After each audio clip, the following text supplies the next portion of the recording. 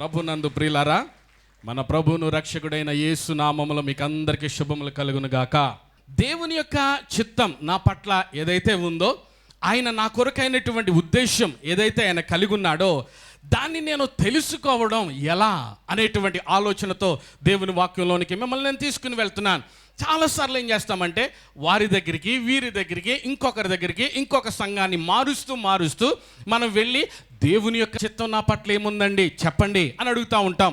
ప్రార్థన చేసి ఒక ప్రవచనం చెప్పండి అని అడుగుతూ ఉంటాం. దేవుని బిడ్డలారా, అవసరం లేదండి. నువ్వు చేయాల్సింది ఏంటంటే దేవునితో గనుక సన్నిహితముగా గనుక నువ్వు నడిచినట్లయితే, నీకు దేవునికి ఆ సన్నిహితమైనటువంటి సహవాసం, ఆ సంబంధము గనుక కలిగి ఉన్నట్లయితే, దేవుడు నీ గురించి ఏమనుకుంటున్నాడో, నీ పట్ల ఆయన ఏం చేయనుద్దేశిస్తా ఉన్నాడో అవన్నీ కూడా నీవు గుర్తెరగడానికి, తెలుసుకోవడానికి దేవుడే కృప అనుగ్రహిస్తాడు. నమ్మితే దేవునికి స్తోత్రం చెప్పండి. హల్లెలూయా. ఒక వ్యక్తి నాకు ప్రాణ స్నేహితుడండి. అలాంటప్పుడు మేమిద్దరం ఏం చేస్తామంటే మాట్లాడుకుంటాం. ఆయన గురించిన సమాచారం నాకు చెప్తాడు, నా గురించి నేనేమనుకున్నాను ఆయనకు చెప్తా ఉంటాను. మా ఇద్దరి మధ్య కూడా ఒక సన్నిహితమైనటువంటి సంబంధం మేము కలిగి ఉంటాం. అప్పుడు ఆయన గురించిన విశేషాలు నాకుంటాయి, నన్ను గురించిన విశేషాలు ఆయనే తెలుసుకుంటాడు. కాబట్టి ఒకరి ఎడల ఒకరు ఏ విధమైనటువంటి భేదాభిప్రాయాలు లేకుండా ఒకే మనసు కలిగిన వారుగా మేము ఉంటున్నాం. అలాగే మాట్లాడుకొనుట, ప్రార్థన మాట్లాడుట. ఎవరితో మాట్లాడుతున్నాం? దేవునితో మాట్లాడుతున్నాం.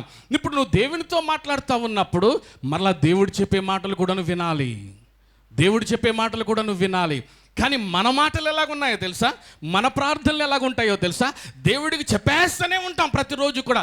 మనకు కావాల్సినవి, మనం చేయాలనుకుంటున్నవి అవన్నీ కూడా దేవునికి చెప్పేస్తూనే ఉంటాం. కానీ తిరిగి దేవుడు మాట్లాడే సమయానికి అక్కడి నుంచి బయటికి వెళ్ళిపోతున్నాం. దేవుడు ఆయన ఏమనుకుంటున్నాడో తన ఉద్దేశాన్ని తెలియచేసే సమయానికి నువ్వు అక్కడ కనిపించటం లేదు. ఆయన మాటలు నువ్వు వినడానికి నీకు సమయం లేదు. ఈ రోజున మనకు అన్నీ కూడా ఎలాగైపోయిందంటే తొందర, ఇన్స్టెంట్, అన్నీ కూడా ఇప్పుడు వచ్చేయాలంతే. రెడీమేడ్గా దేవుని యొక్క చిత్తం ఏంటో నా జీవితం కొరకు నేను ఇంకో 10 ఏళ్ళు బతుకుతానా లేదా, ఏమండి ఈ పని నేను చేయొచ్చా లేదా, లేకపోతే దేవుని యొక్క ప్రణాళిక ఏంటి, లేకపోతే ఇంకోటి ఏంటి, ఇప్పుడు తెలిసిపోవాలంటే నాకు అర్జెంటుగా.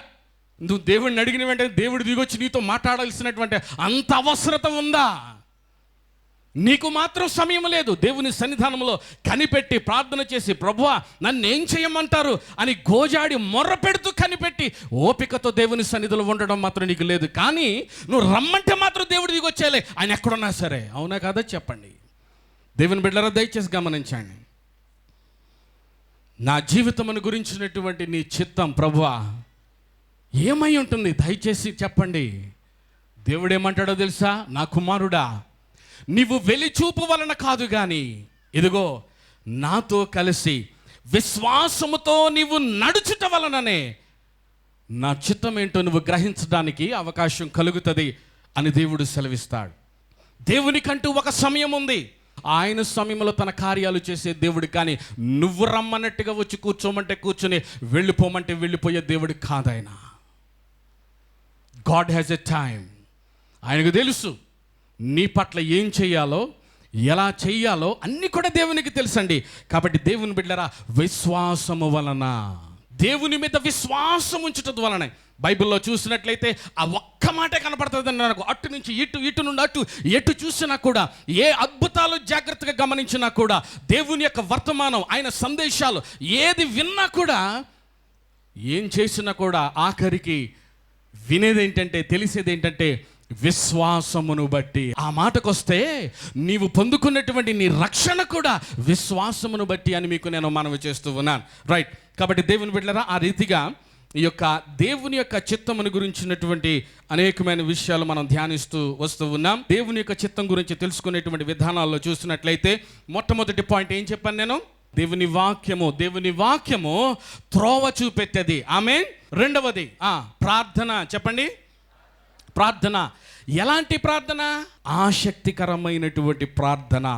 దేవుని యొక్క ఉద్దేశాన్ని, దేవుని యొక్క చిత్తాన్ని మనకి తెలియచేస్తుంది. కాబట్టి దేవుని బిడ్డలారా, మూడో పాయింట్ అదేంటండి? పరిశుద్ధాత్మ. రోమాపత్రిక 8వ అధ్యాయం 27వ వచనంలో మనం చూసినట్లయితే, హృదయములను పరిశోధించువాడు ఆత్మ యొక్క మనసు ఏదో ఎరుగును. ఎలా అనగా ఆయన దేవుని చిత్త ప్రకారము పరిశుద్ధుల కొరకు విజ్ఞాపన చేయుచున్నాడు.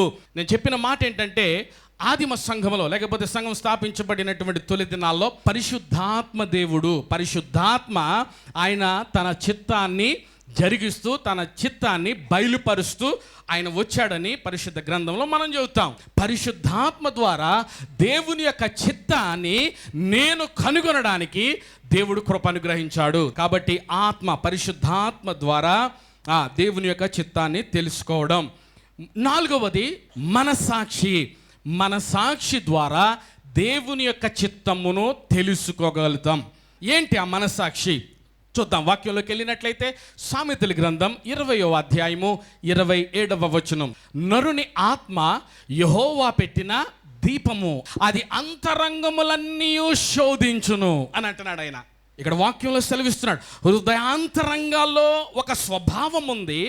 ఆ స్వభావముతో పాటు దేవుడు మనసాక్షిని పెట్టాడండి. దేన్ని పెట్టాడు? మనసాక్షిని పెట్టాడు.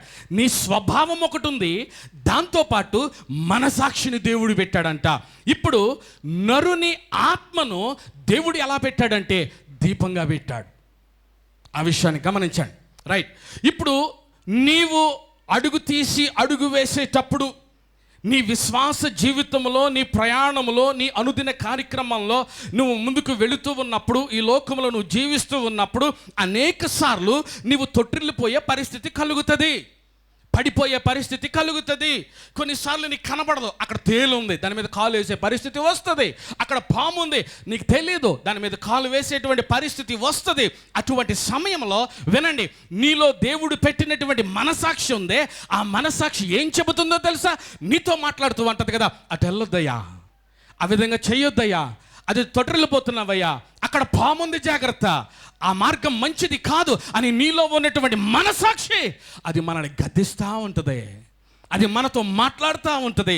దేవుని బిడ్డలారా, అందుకనే దేవుడు ఆ ఎత్తు పల్లాలు కానీ, కష్టం సుఖం కానీ, ఇవన్నీ గుండా నువ్వు వెళ్ళేటువంటి ప్రయాణాన్ని నీవు సక్రమంగా నీవు చేయడానికి దేవుడు నీలో పెట్టింది మనసాక్షి. అది మనసాక్షి. ఈ మనసాక్షి అనేటువంటిది దేవుడు నీలో పెట్టాడని చెప్పాను కదా, అది దేవుని యొక్క స్వరాన్ని నీకు వినిపిస్తూ ఉంటుందండి. ఆదివారం తెల్లవారింది, అయ్యా లేవాలి, నువ్వు మందిరానికి వెళ్ళేటువంటి సమయం అయింది, మందిరానికి ఆలస్యంగా వెళ్ళకూడదు, దేవుని దగ్గరికి ఆలస్యంగా వెళ్ళకూడదు, దేవుని దగ్గరికి ఏదో పెద్ద గెస్టుల్లాగా మనం రాకూడదు. సమయానికి ముందుగా వచ్చి దేవుని సన్నిధానంలో మనం ప్రార్థన చేస్తూ సిద్ధపడుతూ దేవుణ్ణి కలుసుకోవడానికి ప్రయత్నం చేయాలా. నీలో ఉన్నటువంటి మనసాక్షి నిన్ను ప్రేరేపిస్తూ ఉంటుంది, నిన్ను తొందర పెడతా ఉంటుంది.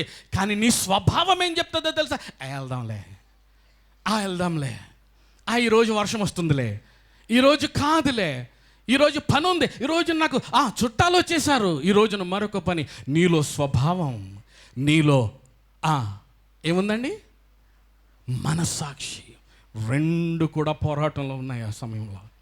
దయచేసి గమనించండి, ఈ మనసాక్షి దేవుని యొక్క స్వరం అని మీకు నేను మనవి చేస్తున్నాను. అందుకనే పరిశుద్ధ గ్రంథమైనటువంటి బైబిల్లో చూద్దాం ఆ మాట. రోమీలకు రాసిన పత్రిక 2వ అధ్యాయం 15వ వచనం. అట్టివారి మనసాక్షి కూడా సాక్ష్యమిచ్చుచుండగను, వారి తలంపులు ఒకదాని మీద ఒకటి తప్పు మోపుచు లేక తప్పు లేదని చెప్పుచుండగను, ధర్మశాస్త్ర సారము తమ హృదయములయందు వ్రాయబడినట్లు చూపుచున్నారు అని దేవుని వాక్యము సెలవిస్తున్నది.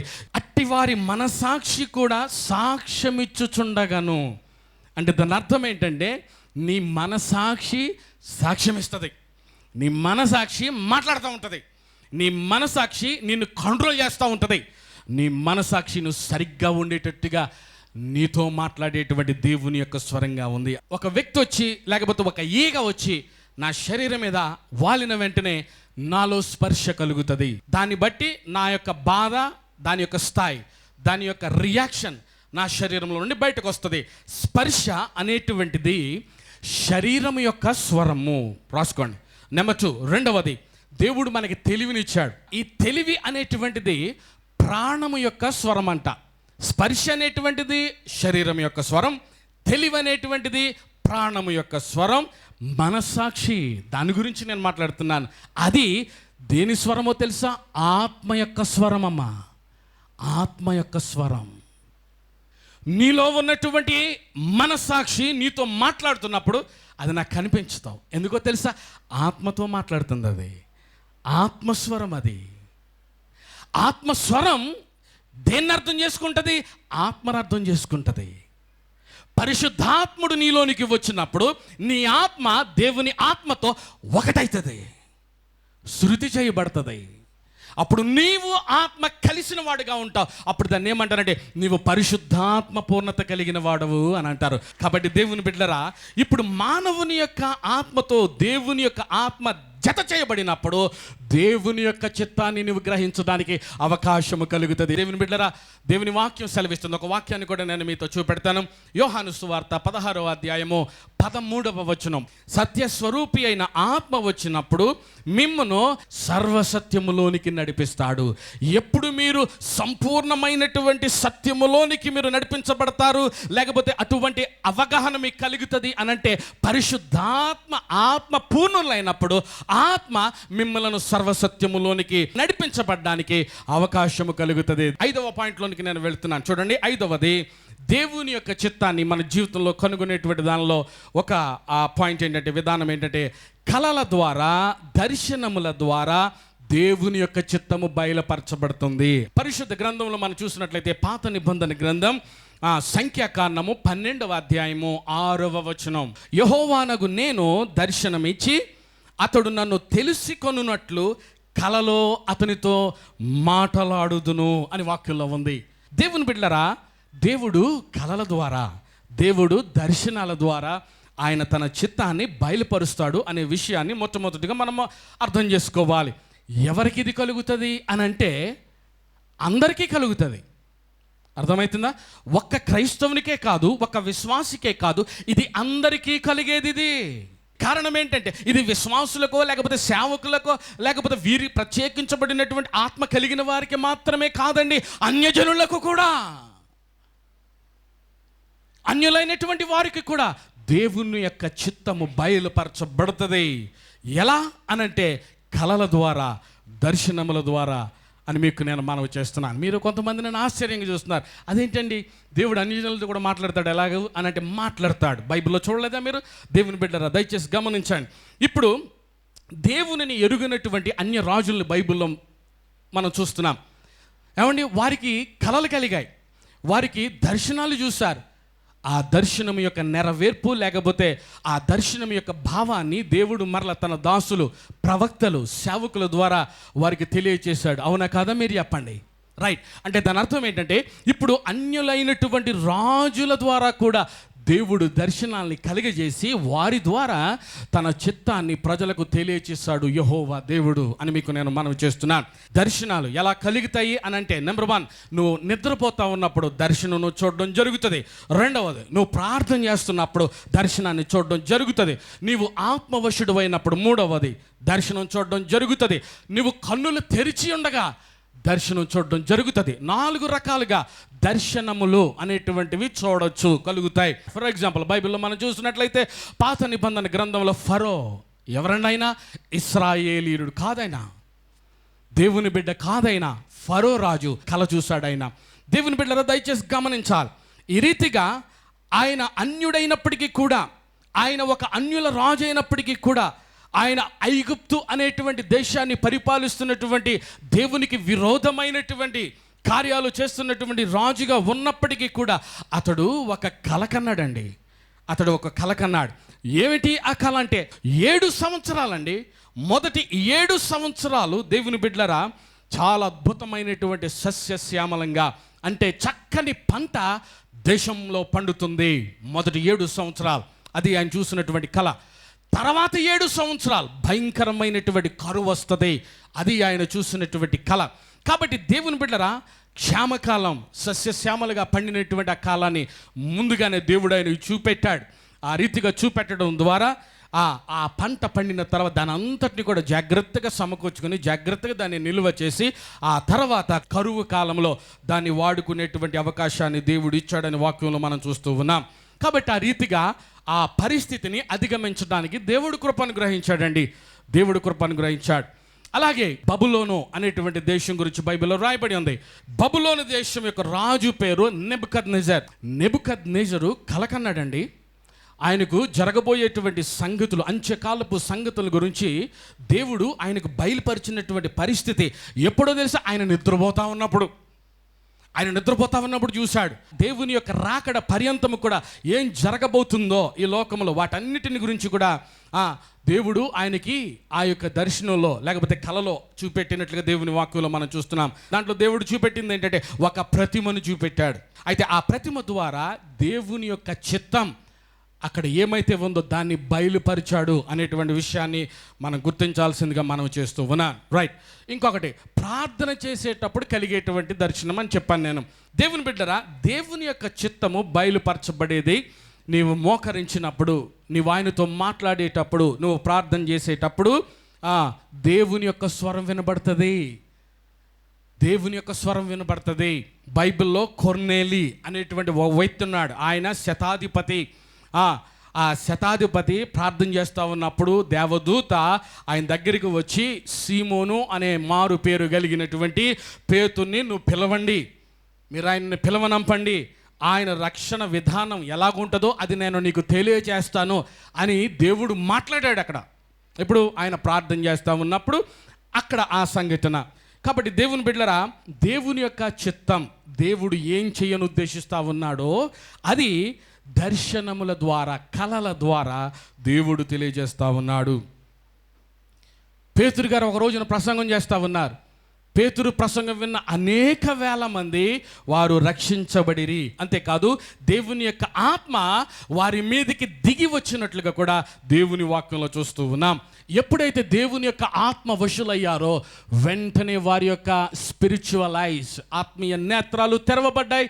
వెంటనే వారు దర్శనం చూడడం ప్రారంభించారు. హల్లెలూయా. ప్రార్థన చేసేటప్పుడు ఆత్మవశులైనప్పుడు దేవదర్శనములు మనం చూస్తున్నాం.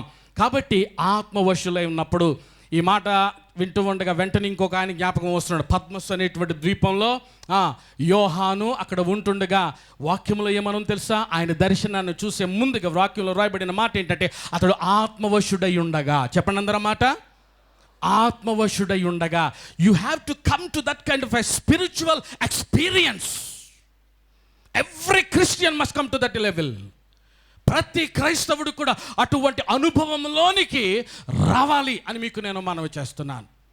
అప్పుడే నిజమైనటువంటి స్పిరిచువల్ ఎలివేషన్, ఆత్మ సంబంధమైనటువంటి లోకములో నీవు ప్రవేశించడానికి, అటువంటి అనుభవము నువ్వు కలిగి ఉండటానికి, ఆత్మీయ నేత్రాలు తెరవబడడానికి, దేవుని యొక్క స్వరం వినడానికి, దేవుని యొక్క దర్శనాలు చూడడానికి అవకాశం కలుగుతుంది అన్నమాట. అతడు ప్రభువు దినమందు ఆత్మవశుడై ఉండెను అని వాక్యంలో ఉంది. ఆత్మవశుడై ఉండెను. ఆదివారం దేవుని మందిరానికి వచ్చి ఎలాగొచ్చావో అలాగే నువ్వు తిరిగి వెళ్ళడం దేవుని చిత్తం కాదు బ్రదర్. ఆత్మవశుడుగా వెళ్ళాలా, బలంగా నువ్వు వెళ్ళాలి. ఇక్కడి నుంచి దేవుని యొక్క శక్తిని కలిగిన వాడుగా నువ్వు వెళ్ళాలా. ఒక నూతనమైనటువంటి అనుభవంతో నువ్వు ఈ మందిరం నుంచి బయటకు వెళ్ళాలి. అది నా ప్రార్థన. గట్టిగా చప్పట్లు కొడుతూ దేవుని నామాన్ని మహిమపరచండి. హల్లెలూయా. యోవేలు ప్రవక్త అందుకని అంటున్నాడు 2వ అధ్యాయం 28వ వచనంలో మనం చూసినట్లయితే, పరిశుద్ధాత్మ కుమ్మరింపబడినప్పుడు యవనులకు దర్శనం కలుగుతుంది, వారు కలలు చూస్తారు. అంచె దినాల్లో అందరి మీద నా ఆత్మను కుమ్మరిస్తాను అని సర్వోన్నతుడైన దేవుడు సెలవిచ్చాడు. ఈ రోజున నీ పిల్లలు దేవుని యొక్క దర్శనాల్ని కలిగిన వారా? నా కుమార్తె ఒక రోజున ఇక్కడ నిలబడింది, దేవుని యొక్క ఆత్మ పూర్ణత కలిగింది. ఆ యొక్క యూత్ మీటింగ్లో చప్పట్లు కొడుతూ ఆత్మ వశురాలై భాషలో మాట్లాడుతూ ఉంటే, నేను బయట నిలబడితే ఎవరో వచ్చి అంటున్నారు, అయ్యా రండి, దివ్యాన భాషలో మాట్లాడుతూ దేవ దర్శనం చూస్తుంది, ఆ దర్శనంలో ఏదైతే ఆమె చూసిందో అది మాట్లాడుతుంది, రండి అని లోపలికి పిలిచారు నన్ను. నా హృదయం ఎంత ఆనందంతో ఉప్పొంగిపోయిందో తెలుసా? గట్టిగా చప్పట్లు కొడుతూ దేవుని నామాన్ని మహిమపరచండి. ప్రియులారా, నా పిల్లలు అనగా సంఘములో ఉన్నటువంటి యవనస్తులారా, దేవుని దర్శనాలు చూడండి, దేవుని కలలు చూడండి. దేవుని యొక్క చిత్తం ఏంటో దేవుడు మీకు తెలియజేస్తాడు. మీ కుటుంబం కొరకు, మిమ్మును బట్టి మీ కుటుంబము రక్షణలోనికి రావాలా. దేవుడు ప్రామిస్ చేశాడు. అది నేను కలల రూపంలో, దర్శనాల రూపంలో నా ఆత్మ ద్వారా మీతో నేను మాట్లాడతాను అని దేవుడు తెలియజేశాడు. అదే రీతిగా ఈ అంచె దినాల్లో దేవుడు ఆయన మాట్లాడుతూ ఉన్నాడు. 6వ పాయింట్, దేవుడు సేవకుల ద్వారా మాట్లాడతాడు. ఆమోసు గ్రంథము 3వ అధ్యాయము 7వ వచనం, తన సేవకులైన ప్రవక్తలకు తాను సంకల్పించిన దానిని బయలుపరచకుండా ప్రభు అయిన యెహోవా ఏమీ చేయడు. ఎవరికి బయలుపరచకుండా? తన సేవకులైన వారికి, ప్రవక్తులైనటువంటి వారికి తాను సంకల్పించిన దానిని బయలుపరచకుండా ప్రభు అయిన యెహోవా ఏమీ చేయడు. పాత నిబంధన గ్రంథంలో దేవుని బిడ్డరా, యాజకుడు దేవుని అతి పరిశుద్ధమైనటువంటి స్థలానికి వెళ్తాడు అని వాక్యంలో చూస్తాం. ఆయన వెళ్ళేటప్పుడు ఒక ప్రత్యేకమైనటువంటి వస్త్రధారణ ఆయన కలిగి, అటువంటి అంగీ వేసుకుని ఆయన వెళ్ళాలి. నడుముకి దట్టి కట్టుకుంటాడు. దాంతోపాటు బైబిల్లో వ్రాయబడినటువంటి 2 మాటల్ని ఈ రోజున మీ ముందు ఉంచాలని ఆశపడుతున్నాను. ఆయన న్యాయ విధాన పథకం అనేటువంటిది ఇక్కడ ఉంటుంది. ఆ యొక్క వస్త్రంలో, ఆ న్యాయ విధాన పథకంలో ఊరీము, తుమ్మీము అనేవి 2 ఉంటాయి. అవి దేవుని యొక్క చిత్తమును తెలియచేసేటువంటి సాధనాలుగా చెప్పబడతా ఉన్నాయి. దాన్ని ధరించుకున్నటువంటి యాజకుని ద్వారా ప్రజలను ఉద్దేశించి మాట్లాడతాడు. ఇప్పుడు దీని గురించి దేవుని యొక్క మాట ఏంటో ఒకసారి వాక్యంలో చూద్దాం. నిర్గమకాండము 28వ అధ్యాయం 30వ వచనం. మరియు నీవు న్యాయ విధాన పథకములో ఊరీము, తుమ్మీము అను వాటిని ఉంచవలెను. అహరోను యెహోవా సన్నిధికి వెళ్ళినప్పుడు అవి అతని రొమ్మున ఉండునట్లు అహరోను యెహోవా సన్నిధిని తన రొమ్మున ఇశ్రాయేలీల న్యాయ విధానమును నిత్యము భరించును అని వాక్యంలో రాయబడి ఉంది. అహరోను ఎవరు? యాజకుడు. ఆయన యెహోవా సన్నిధికి వెళ్ళినప్పుడు ఆయన రొమ్ము మీద అవి ఉండాలి అని దేవుని వాక్యంలో మనం చూసాం. అసలు ఈ ఊరీము, అసలు ఈ తుమ్మీము అంటే దాని అర్థం ఏంటో చూద్దాం. ఊరీము అంటే వెలుగు అనేటువంటి అర్థం ఇస్తుంది. తుమ్మీము అని అంటే పరిపూర్ణము, సంపూర్ణము అనేటువంటి మాటలు దానికి అర్థంగా కనపడతా ఉన్నాయి. ఇప్పుడు ఊరీము, తుమ్మీము ఈ 2 కూడా ఆయనతో ఉండాలి. దేవుని బిడ్డలారా, దయచేసి గమనించండి. ఇప్పుడు మనకి ఊరీము, తుమ్మీములు అనేటువంటి లేవు. ఇప్పుడు యాజకత్వము లేకపోతే అతి పరిశుద్ధమైనటువంటి స్థలానికి సంవత్సరానికి ఒక్కసారి యాజకుడు వెళ్ళాలి, ఎవ్వరు వెళ్ళడానికి వీలు లేదు, అది ఏమీ కూడా లేదు. ఇప్పుడు మనం క్రొత్త నిబంధన ప్రజలం. అంటే దాని అర్థం ఏంటంటే, నా యేసయ్య కల్వరి సిల్వర్ రక్తాన్ని ఎప్పుడైతే చిందించాడో, ఎప్పుడైతే తన ప్రాణాన్ని పెట్టాడో, దేవాలయంలో తెర చినిగెను అని వాక్యంలో మనం చూస్తున్నాం. అంటే దాని అర్థం ఏంటంటే, ప్రజలకు పరిశుద్ధ స్థలానికి మధ్యలో తెర ఉండేటట్టుగా ఎప్పుడైతే యేసయ్య ఆయన చనిపోయాడో, ఇప్పుడు you can come directly and meet your lord. దేవుని నువ్వు కలుసుకోవచ్చు. పరిశుద్ధమైనటువంటి స్థలంలో ధైర్యంగా నువ్వు నిలబడవచ్చు. అది యేసుక్రీస్తు ప్రభుల వారి యొక్క రక్త ప్రోక్షణను బట్టి, ఆయన విమోచన కార్యాన్ని బట్టి నువ్వైనా, నేనైనా, ఎవరైనా సరే, ఎంత పాపి అయినా సరే దేవుని యొక్క సన్నిధానంలోనికి వచ్చి ప్రభువా నేను పాపిని అని నోటితో ఒప్పుకుంటే యేసయ్య రక్షణ భాగ్యం కలుగుతుంది ఆయనకి. ఆమేన్. అది ఇప్పుడు మనకి ఊరీము, తుమ్మీము ఏముంది? మరి ఏమీ లేదు. అదేంటంటే దేవుణ్ణి చేతులు పెట్టిన వాక్యం, అదే బైబిల్. అదే నీకు ఊరీము, అదే నీకు తుమ్మీము, అదే నీకు వెలుగు, అదే నిన్ను సంపూర్ణ సత్యములోనికి నడిపించేంటి వాక్యమై ఉంటుంది. గట్టిగా చప్పట్లు కొడుతూ దేవుని యొక్క నామాన్ని మహిమపరచండి. హల్లెలూయా. దేవుని సేవకుల ద్వారా దేవుడు నీతో మాట్లాడుతూ ఉన్నాడు. దేవుని యొక్క చిత్తము ఆయన బయలుపరుస్తూ ఉన్నాడు. ప్రవక్తల ద్వారా ఎన్నో మార్లు దేవుని యొక్క వర్తమానాలు మనం వినడం ద్వారా దేవుని యొక్క చిత్తం నా పట్ల ఏమైతే ఉందో అది నేను తెలుసుకోవడానికి దేవుడు కృపను గ్రహిస్తున్నాడు. దేవునికి స్తోత్రం కలుగును గాక. తుమ్మీము పరిపూర్ణత అనేటువంటి మాట. సంఘములో క్రొత్త నిబంధన సంఘానికి 5 రకాలైన పరిచర్యలు దేవుడిచ్చాడు. 5 రకాలైనటువంటి పరిచర్యలు సంఘములో ఉండుట ద్వారా ఆ సంఘము సంపూర్ణమైనటువంటి సత్యములోనికి, పరిపూర్ణమైనటువంటి సంఘముగా మార్చబడడానికి దేవుడు 5 రకాలైనటువంటి పరిచర్యలు సంఘానికి దేవుడిచ్చాడు. దేవునికి స్తోత్రం చెప్పండి. హల్లెలూయా. ఇప్పుడు సంఘం ఏమవుతుందంటే దినదినము కూడా రూపాంతరము చెందుతుంది. అంటే నేనన్నమాట, అంటే నువ్వన్నమాట. దేవుని యొక్క చిత్తం ఏంటంటే అనుదినము కూడా మహిమ నుండి అధిక మహిమలోనికి మనం వెళ్ళాలి, జయము నుండి అత్యధిక విజయంలోనికి మనం వెళ్ళాలి, కృప వెంబడి కృపలోనికి మనం వెళ్ళాలి. అది సంపూర్ణత అన్నమాట. దేవునికి స్తోత్రం చెప్పండి. హల్లెలూయా. దేవుని బిడ్డరా, దేవుని యొక్క సేవకుల ద్వారా దేవుని యొక్క సంకల్పములు, దేవుని యొక్క మర్మములను ఆయన తెలియచేసేది. అందరూ కళ్ళు మూసుకుని ప్రార్థన చేద్దాం.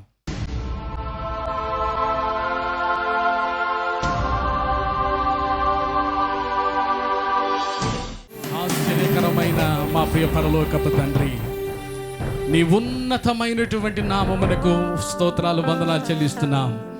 ఇంతవరకు నీ వాక్యములో ఉన్నటువంటి అమూల్యమైన విషయాలు ప్రభువా మాతో ఎంతో స్పష్టంగా మాట్లాడారు. అవును నాయన, మా జీవితం పట్ల, మా బ్రతుకుల పట్ల నీకున్నటువంటి దైవికమైనటువంటి చిత్తము చాలా ఉన్నతమైందని గ్రహిస్తున్నాను.